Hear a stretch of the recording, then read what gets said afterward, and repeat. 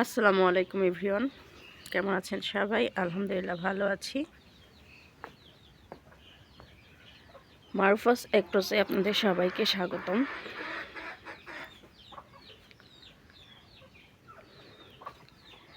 আমি আমার ছোট্ট খামারটাকে সুন্দর করে ঢেকে দিয়েছি। যে খামারে অল্প কয়েকটা মুরগি আছে, এটাই আলহামদুলিল্লাহ আমার ঘরের চাহিদা মেটানোর জন্য।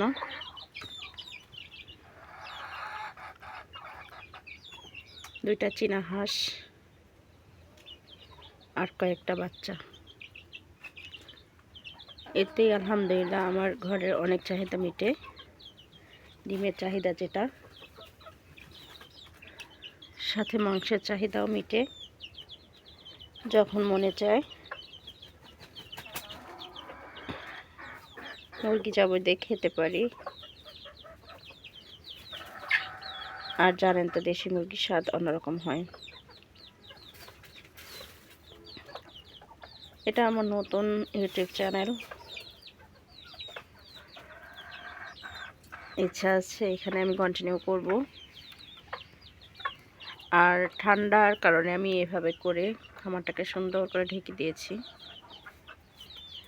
যে পাশটাও ঢেকে দেওয়া, ভিতরে কিন্তু অনেক বেশি জায়গা আছে। ভবিষ্যতে আমি আরও মুরগি বাড়াবো।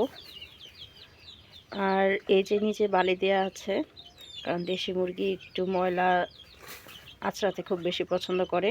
আমি কিন্তু ভিতরের পলিথিনগুলো সরাইনি। তার মেন কারণ হচ্ছে ওরা এভাবেই খাওয়া পছন্দ করে, একটু ময়লা পেলে ওটা আস্তে করে আর কি। এই হচ্ছে অবস্থা। ভালো থাকবেন সবাই, আল্লাহ হাফেজ।